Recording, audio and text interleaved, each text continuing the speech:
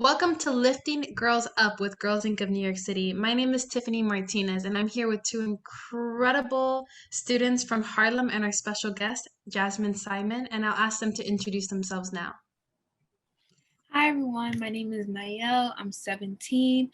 I love listening to music and I want to be a forensic psychiatrist. Hi everyone, I'm Tara. I'm 17 years old and I have a strong passion for helping others and advocating for social justice. Hello, everybody. I am Jazmyn Simon, and I am too old to tell you my age, but I am an actor and a mother and a wife, and I think it's one of my God-given purposes in life to help young ladies along their path to find out what they're supposed to be doing with their life and how to do it. And we are so happy to have you here. So, firstly, I would love to start off the conversation by asking you to speak a little bit about self-care and the importance of taking care of yourself during this time.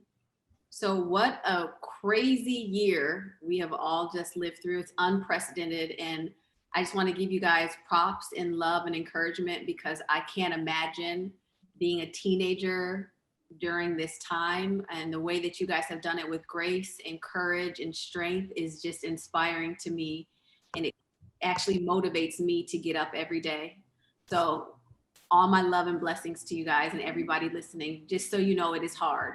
And if it feels hard, it's because it has been hard and it is. And when it comes to self-care, I always like to say I'm a mother of two. I have a 1-year-old, he's 22 months, so almost two. And I have a 16-and-a-half-year-old. So I have a big gap in between the two.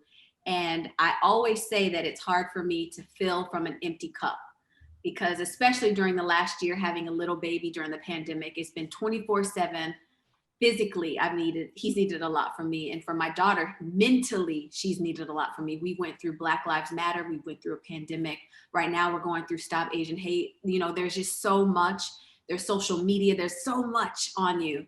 And I always tell her that she needs to take time for herself. And I try to be an example of what that means. And so with the little baby, I try to wake up at least 30 minutes before he's up and just do some yoga.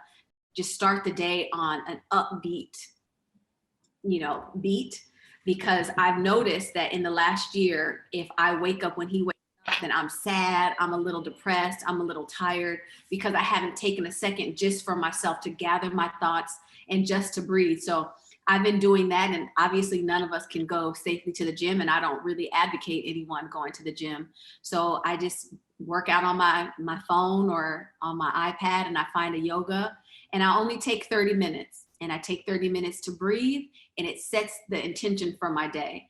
And I have a really busy mind. I have a mind that's always moving. And so I've really been trying to focus this last year on learning how to meditate. There's not a right way to do it or a wrong way to do it, but I try to take 5 minutes and just quiet my mind. And when a thought comes up, I say, I'm not going to think that right now. I'm just going to focus on my breath. And it kind of ties it back into my little yoga practice. So self-care is so important and it means different things for everybody. It can mean journaling. It can mean writing. It can mean breathing. It can be going for a walk. It could be, honestly, it could be reading a book, eating your favorite food, whatever it is, you set aside time just for you. And so that's what I've been trying to do this last year because it's crazy. Yes, I 100% agree. With this whole last year, the pandemic, all of the political unrest, self-care has just been super important. And actually I've also been like trying to like meditate and just like my mind just keeps on like racing and I can never like really focus. But, I also, on top of meditating, I also like journaling. So I wanted to know like if you journal or, if you do you have any like journal prompts you like to use? I'm a big writer, so. So funny enough, I started journaling, a gratitude journal, and I try to write down 3 things that I'm grateful for. And I try with my 16, almost 17-year-old, I try to tell her, figure out what you're grateful for today. And it could be little things. I'm in Atlanta right now. I normally live in Los Angeles, but I'm here shooting a television show. And that's challenging in its own because I'm not home and it's a pandemic and my daughter's there and I'm here. And I have a tree outside my window. And one of the things that I was grateful for today is the tree is getting flowers, and it reminds me that life is continuing to evolve. And so I do try to write what I'm grateful for. But in this last year, I've also started writing. And I never considered myself a writer because I never actually had the opportunity to sit down and write. And one thing that this year has given us is time. And I'm not saying that everybody should have been so productive in their time, because some people just needed to sleep and live. But in this time, I've started writing, and I actually wrote 2 children's books. I'm not really allowed to talk about them, but they're both being published. And it was kind of brought about by, I have a little boy and he's Black, and Black Lives Matter, the whole movement and the killing of George Floyd did something to me, because at what point does my son stop being the adorable little 2-year-old that he's gonna be, and when does he turn into a threat to society? And so I wanted to write some books to equip all children, but especially children of color, to love themselves and just to have a clear state of mind. And I sold them. I sold some books, y'all. So I guess writing is what I do now too. So I will tell you to keep on writing. Will do, yes. I think it's great that you're writing books because, you know, for me personally, I've tried to journal, and it's just like I can't find the time to sit down and be at one with my thoughts a lot of the time. So I just sometimes do it like mental journaling. That's probably not even a thing, but I make it a thing. Like I just find time like when nobody else is talking, and I just talk to myself. So yeah, I think it's great that you discussed and talked about that transition from when your son, you know, like that fear that you almost kind of have when your son goes from being, you know, adorable to like, you know, these negative connotations that come along with African-American males. And I think that that definitely takes a huge toll on our mental health. So based on like some personal experiences that you have, what are some advice that you would give on monitoring your mental health and making sure that it stays, you know, as high as it could be, like the, you know, Could be as healthy. I think yeah, there we go. you want your mental state to be healthy. I think the number one advice that I would give anybody, and you know, I don't know if my daughter cares that I tell this, but I'm going to tell it because we're women helping women, right? Young women, older women. But she started to feel anxious, so I just got her help. I found a therapist and I said, now you're going to talk to her. And so for me, I feel like if you don't have access to a therapist, call a friend. And if that friend doesn't uplift you, call another friend, and then call your grandma and your auntie and your cousin, and keep trying until you find somebody that will hear you out, that will just listen to you.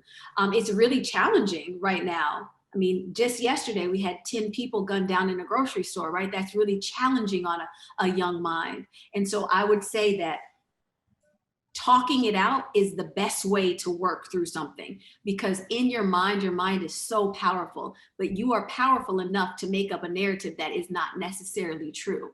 And so it's always important to verbalize what you feel. And if you feel sad, it's okay to feel sad.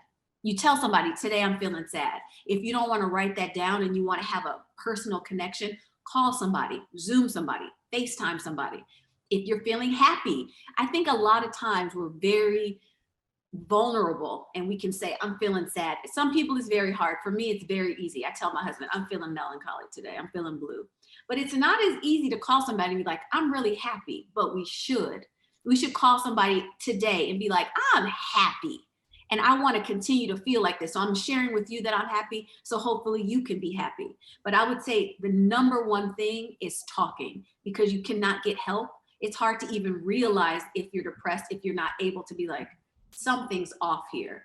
Like I said, I have a 22-month-old. And when I first had him, I was like, something's not right. You hear a lot about postpartum depression, but I'm not depressed, but something is off. And it turns out that I had postpartum anxiety. And I felt like I needed to stay home with him. And this is before the pandemic. Lord, if it would have been during the pandemic, my head might have fallen off. But it was important for me to be able to have a community of friends and family and other mothers to say, something's not right. I feel really anxious. And someone to say to me, you are not alone. I too felt anxious. Here's a resource for you. Read this. As young people, sometimes you feel invincible and you feel like maybe the odd man out. You know, it's like contradicting feelings that a young mind has. And so it's really important that for your own mental health, that you have somebody that you can reach out to and just talk to. Again, a professional, a teacher, a friend, a cousin, the mailman, I don't care who it is, but someone that you can reach out to and that you trust to talk to. And if you don't have somebody, call me. Jazmyn, that's such incredible advice. That is such incredible advice. And I love that because we always talk about the importance of therapy, and therapy is important, but we gloss over the fact that it's not necessarily accessible for everyone and for our communities, you know? And so, like, we have to have that second conversation. So, what do we do now? Now that we don't have this, what do we do now? I love that. Calling people, connecting with people, because in this time of disconnection where we're not supposed to connect with each other, connection is the most important thing that we can do, whether it's deeply connecting with yourself or connecting with those around you. Now that we talked about, like, It doesn't have to be mutually exclusive, right? You can go connect ahead. with yourself and then you can still reach out to someone, because we are all in this era of disconnection. We're so connected with social media, like we see everything, but it's one dimensional. And what we need is a three-dimensional support. And so Mhm. I'm sorry to interrupt you. No, I love that. It's because it's all connected. I Mhm. read somewhere the deeper the connection we can make within ourselves, the deeper the connection we can make with other people. So things like journaling and speaking and processing out your feelings out loud and just that introspection, it's three-dimensional. It's all connected. I love that. Yeah. My next question for you was thinking about growth and overcoming. What advice would you give to your younger self? Oh, it doesn't, I would tell myself, it didn't matter how you started. It matters how you're going to end the race. Something personal about me, my grandparents raised me, and my two grandmothers, because both my mom and my dad were on drugs. And so, you know, my two grandmothers kind of split me like a divorce family. I would stay with my mom's mom during the school year and my dad's mom during holidays in the summer and every other weekend. So it was like I was a 50-50 split kid, but they weren't even my parents. So it was a little, they were my parents' parents. So it was just all odd. And I felt alone a lot. And I felt like, you know, but I still overcame it. And if I could tell myself anything, just keep going. And that's what I would tell any young person. It does not matter. Sometimes I look at my life and I'm like, I can't even believe where I'm at in my life based on where I started. Nobody would have bet on me but me. And so continue to bet on yourself. Do not let the four walls that you're in right now determine where you're going to end up. Because I'm telling you, that's not the end. That is the beginning. You guys are all so young. You have your entire life ahead of you. And when I was 17, I wasn't even as brilliant as you three. You three are doing something, and the people that listen, you're listening, you're taking an active role in your life. You are far more ahead and more mature than I was. And even I got to surpass my goals.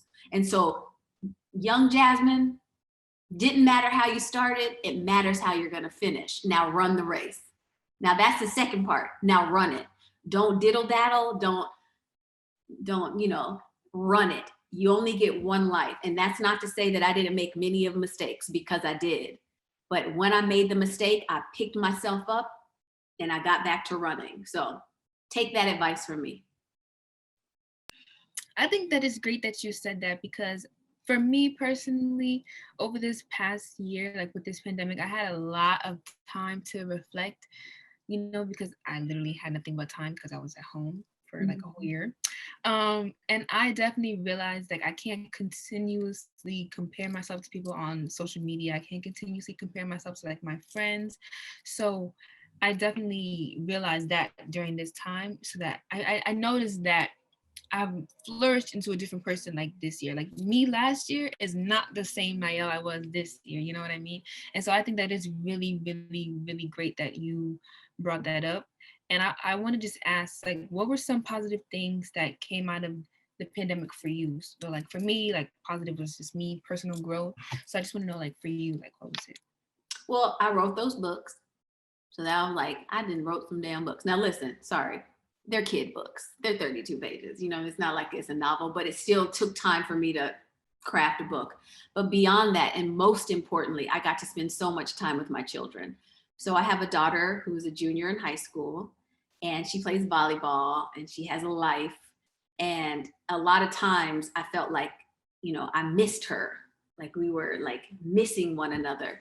And this last year gave me 365 days of getting to know who she is now, and not what my memory of who my daughter was or what my perception of who she is. I got to know who she is, and she got to know who I am without outside influences of work or, and we got to see each other through the hardest time.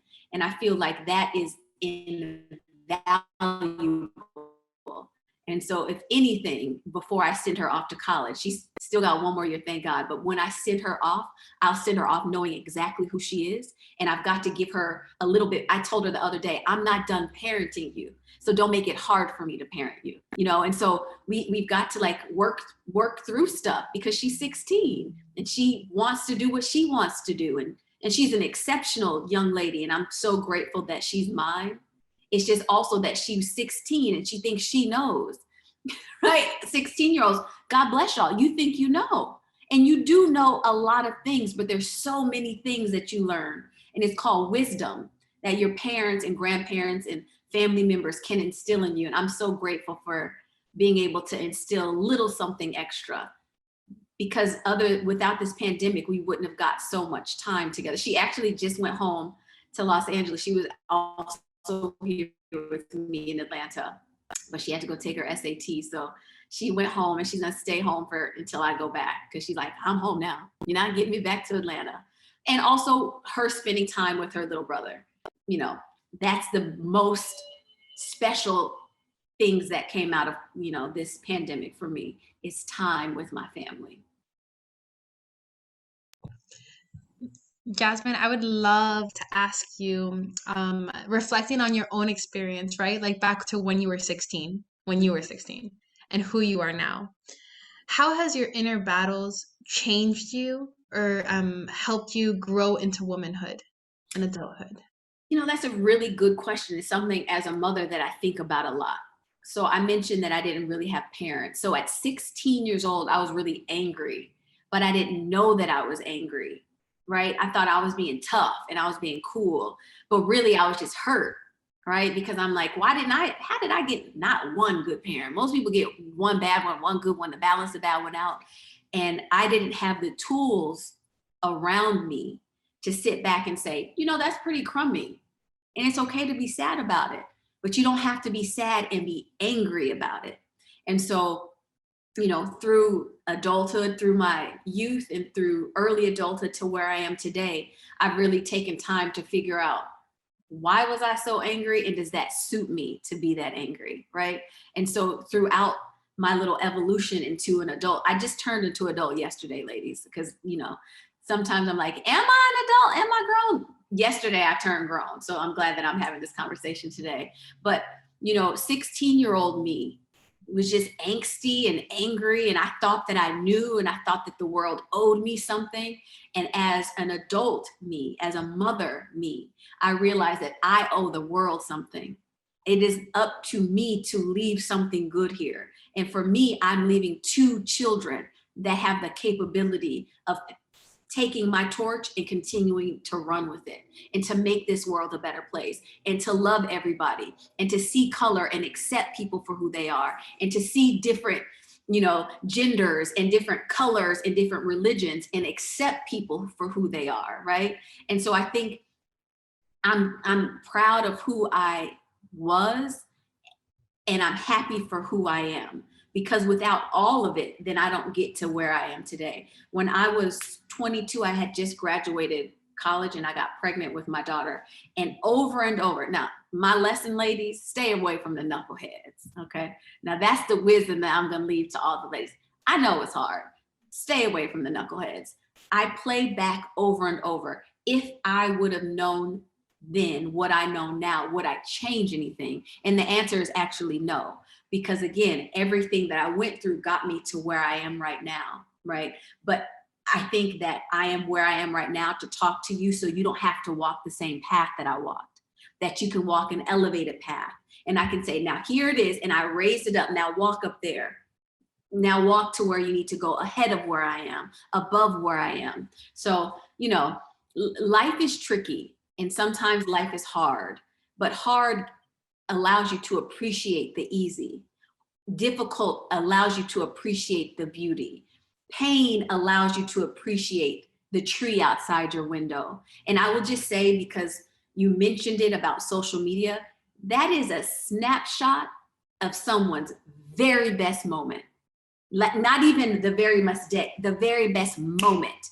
So we cannot live our lives as holding it up to the standard of someone's very best moment. Because I, before we had this talk, was arguing with my husband about something so frivolous, but you wouldn't know that because you see me at my best with my eyelashes, with my mascara on and my hair done. You didn't see me this morning wrestling a 1-year-old or trying to talk to my 16-year-old from 2,000 miles away. You see a very small glimpse. So young people, don't believe the hype. That is all fake. It's all, none of that is real. Because if we put our lowest moments on the internet, nobody would care because nobody wants to be depressed. Like we have enough. If I put on my Instagram feed me crying every day, you're gonna be like, unfollow, because there's enough in life, right? There's enough in life to make you cry. You don't want me to make you cry. So don't live your life based on what somebody else is doing, because you don't know what somebody else is doing. You only know what I tell you and what I show you. And so that is like the biggest trick of this new generation, is believing what you see. That's not real. Don't do it, ladies. I know it's hard. It's hard for me. I've had to take periods that I'm like, I'm deleting Instagram.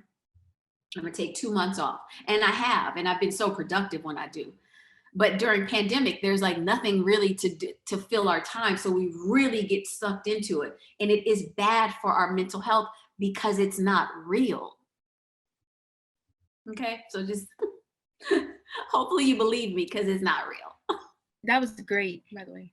That was good. Yeah. I'm so glad you brought that up, because it's like we only really get to see people for how, you know, they present themselves, and it's usually, you know, happy, like I'm, you know, everything's fine, and we don't really get to see the behind the scenes. And so because of that, I want to know, how do you make sure to stay authentic to who you are and, you know, whatever you do? Because, you know, you are in the industry, and, you know, you're hearing, you know, voices from like everyone, you see everything on social media. So how do you make sure to stay true to who you are? You know, for me, it's been easy. And for some people that I know, it's been hard.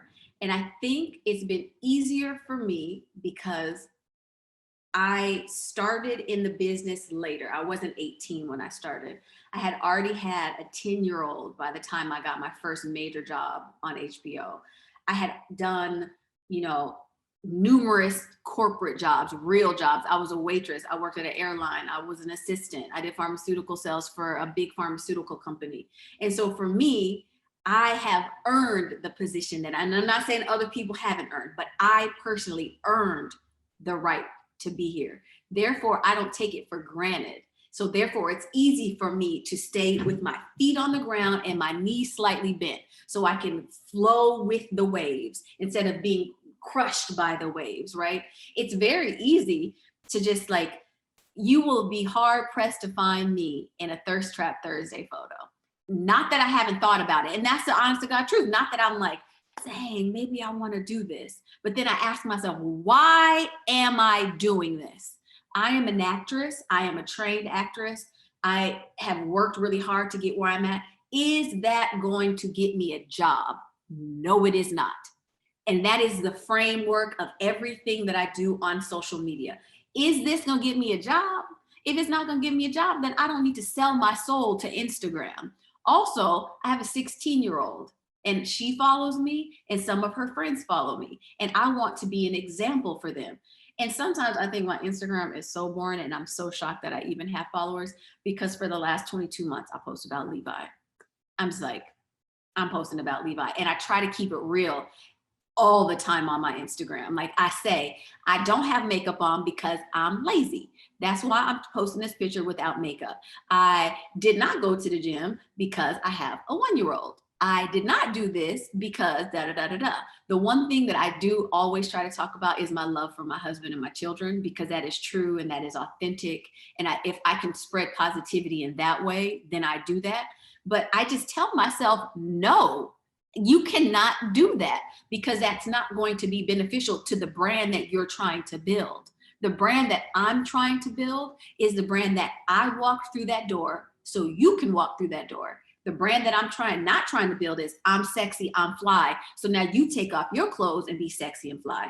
That's just not my mission. I don't think that that's why God gave me what he's given me. So that's what keeps me in line. So when you are posting, you have to ask yourself, why? Why am I doing this? Am I doing it for likes? And not to say that, I throw a filter on every now and then because I want to be cute, and that's okay. Right? That's okay. It's okay to want to look good, but why am I posting this? And that is kind of the compass that I use all the time on social media. And sometimes I'll try to like write something clever on Twitter and I'm like, let me just delete that, because I'm not that clever. I'm not that funny. I actually am that funny, but I'm not that clever. Jazmyn, here at Girls Inc., we have all of our lessons tailored to make sure that we send the message along to our young people to be strong, smart, and bold. And I really love that you said, what was it? You said, with my feet on the ground and my knees slightly bent. Wow. I love that quote. That was a word. I like plant your put them, but bend your knees a little bit, because life is going to come at you. And anything straight, you're going to get knocked over, even if you don't intend to. Right? I truly love that. I say that from the heart. I wanted to ask you, what does strong, smart, and bold mean to you? It means being my authentic self. It means asking for help. Strength doesn't only come from muscle. Strength is courage and vulnerability and love and support and asking for help. That's what strength is. That's what strong is. I just think being your own self encompasses all three of those things. You have to run the race that you're given. If you try to run somebody else's race, you're going to fail. Everybody doesn't need to be an actor. I'm not telling everybody to do that. There can ever only be one Beyonce, right? There can ever only be one Barack Obama in our lifetime. Don't try to be that. Be whoever you're supposed to be, and then you will be all three of those things. Jazmyn, thank you so much. We're so grateful. Before we close, is there any final message you want to give to our young people? I just want to tell you guys that I love you. And I say that with all sincerity. If no one's told you that today, I truly do. I pray for all of us, for all of our youth, for all of our women. It's, we were given a gift to be a woman. Every person on this earth has come from a woman. And so we hold that torch, and it's not easy. And if it was easy, then men would do it, and they're not doing it. We're doing it. So just know that I love you. You can make it. You can do it. It's not where you start. It's where you're going to finish. And all of you have a lot of runway. A lot of track ahead of you. So just keep running and ask for help when you need it. Thank you. I love you guys. Thank you so much. That was really good advice. You guys, it's hard to be young, but you guys are doing it. It really is. You turn on the TV and it just feels like every day we're getting knocked upside the head with something, but you guys are doing it with grace and, humility, and you're waking up every day, and that's all we can ask of you. It's just keep waking up, keep doing it, ask for help if you need it, and just know that we that have come before you are trying really hard to make it better. And if we can't do it, then you're going to have to do it after we've run our race. But we're trying to set the groundwork for you. 2021, what can I say? We're on a good track so far. We've seen some progress so far, little by little. These conversations and these panels are like so important, especially now, just because I feel like all we're seeing online is just pain and trauma and murder and murder. I know for me, it's for all of us, it's just so like emotionally exhausting. So I'm just really excited just to have the opportunity to uplift your voice. I'm just so grateful, honestly, just for all the messages that you've shared to our young people and just to us right now in this moment. I'm so receptive of these messages and we are so grateful. I hope that they land in your heart and that you water them. You know, I hope that they're good seeds, Yeah. oil, and that you do remember every day is a reset. Hmm. Reset. And I've made plenty of mistakes, young mistakes, older mistakes, but we get the opportunity to reset. You got to let it go and just reset. And it is challenging. Right now is challenging. And we are in, every day we're in fight or flight mode. It's like we don't get a chance to just breathe. So I encourage all of you, if it's just 30 seconds, just breathe today and just know you made it through the day. It's 6 o'clock in New York. You made it through the day. Hmm. I think someone can't say that.